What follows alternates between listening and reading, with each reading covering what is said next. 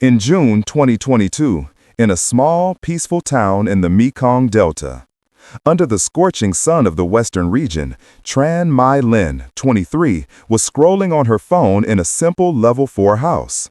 The light from the screen illuminated her delicate face, a face that reflected both innocence and a hidden longing for another world, a world beyond the rice fields and silt-colored rivers. Linh was the eldest daughter in a poor farming family. She had dropped out of school early to work as a garment factory worker, helping her parents support her 2 younger siblings through their studies. Her life was a monotonous loop: factory, home, then factory again.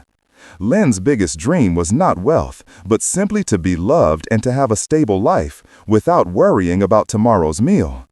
And like many other young women, she sought an escape on social media. It was there, in the colorful virtual world, that her destiny began to take an unexpected turn. One evening, Linh received a friend request on Facebook from an account named David Clark.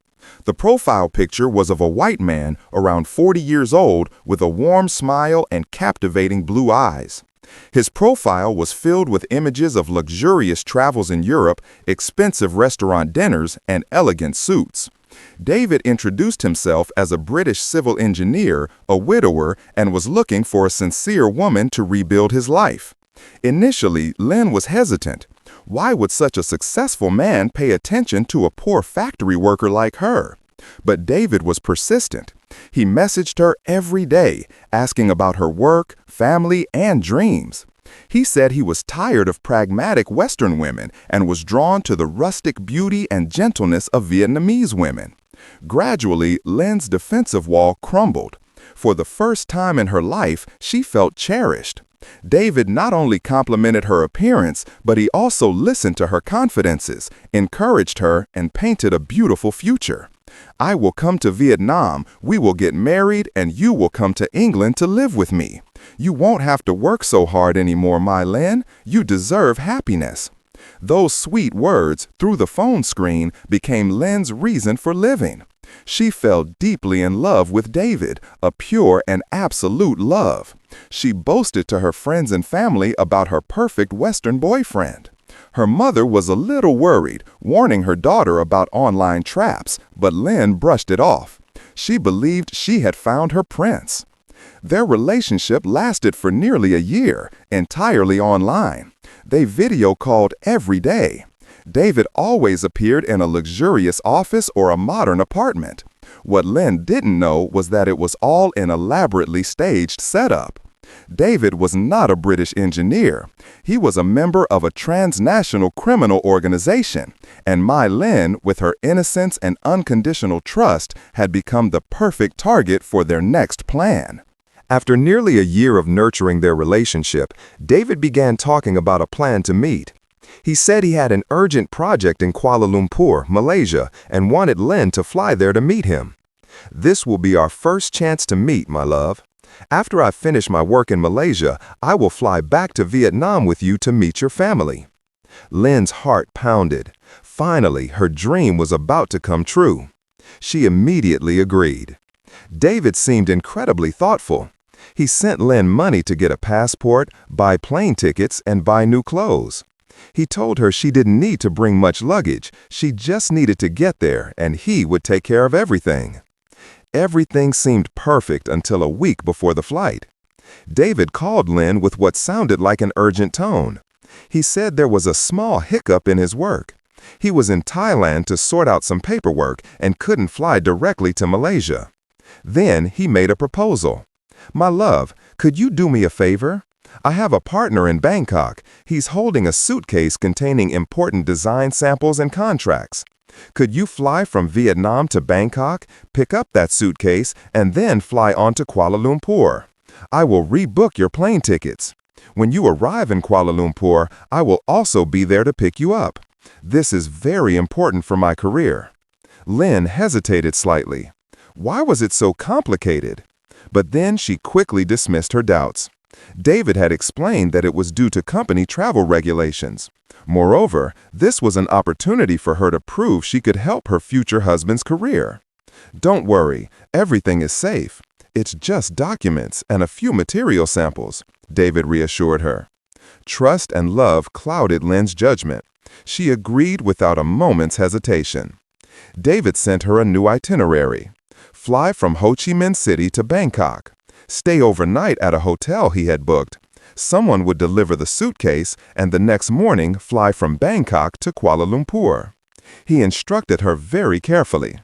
Absolutely do not open the suitcase, because they are confidential company documents.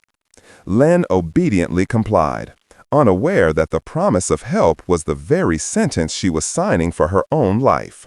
On the day of departure, Lynn wore a new dress and light makeup.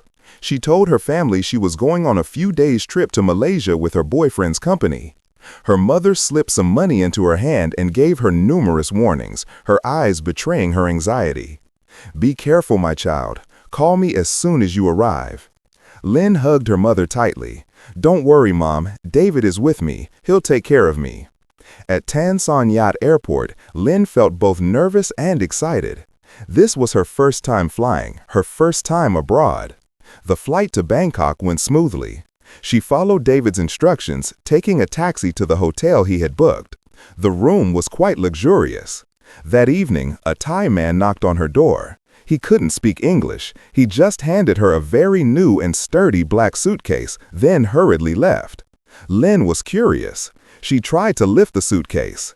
It was quite heavy for containing just documents and design samples.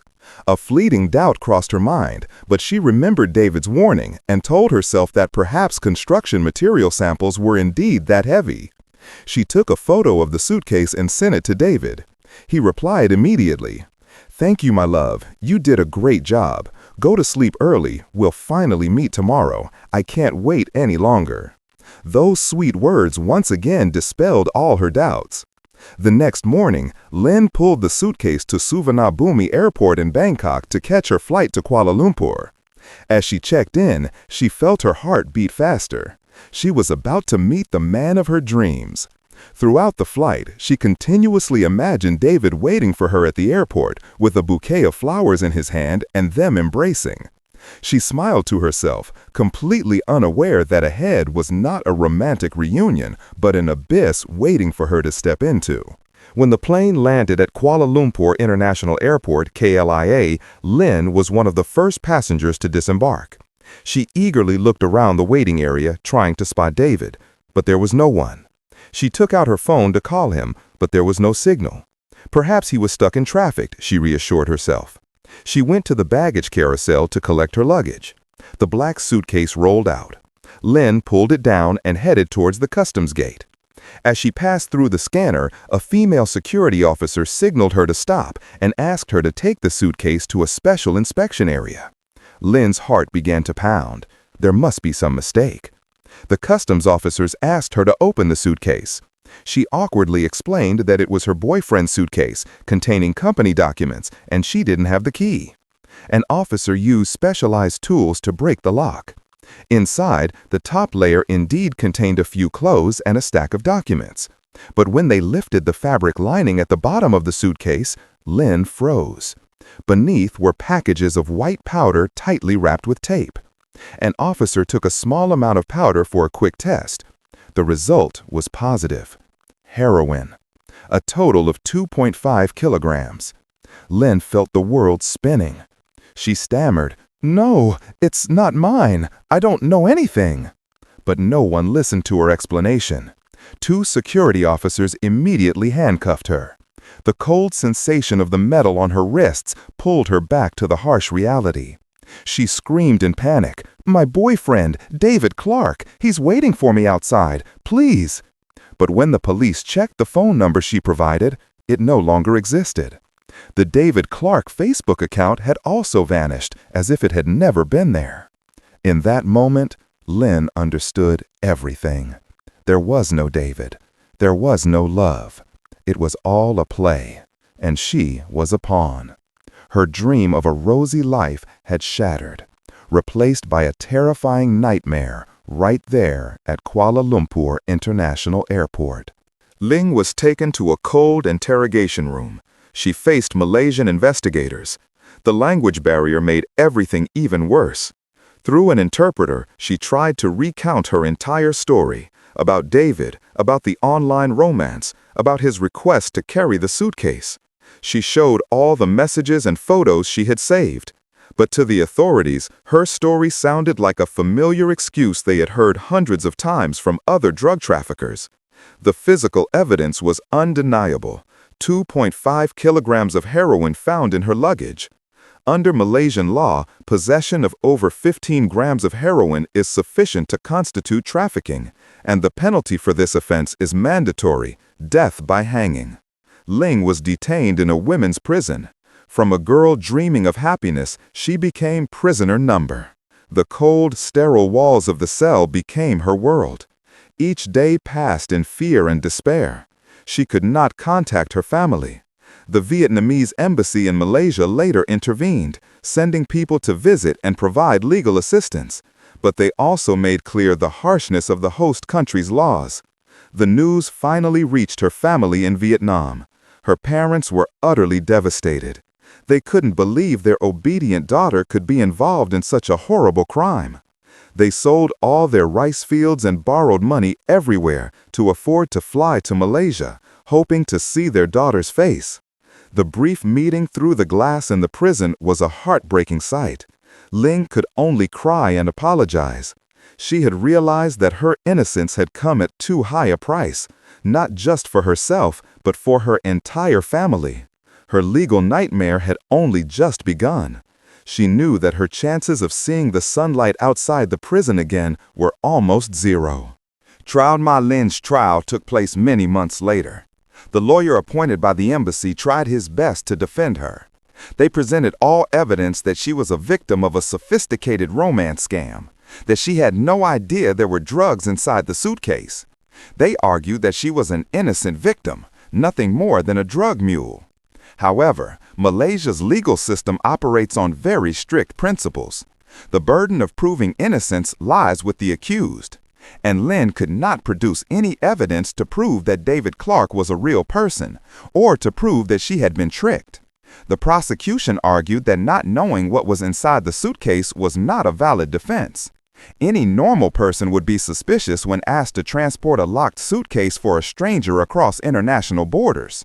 Lin's lack of vigilance, in the eyes of the court, amounted to complicity or willful blindness. Each day in court was an ordeal for Lin. She had to listen to accusations in a language she did not understand. She saw the judge's eyes, cold and impassive. She knew her fate had been sealed. Finally, the day of judgment arrived. The courtroom was silent. The judge read the verdict in Malay.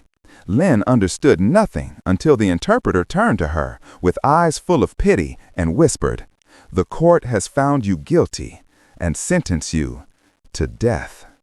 The two words "death sentence" resounded like a thunderclap.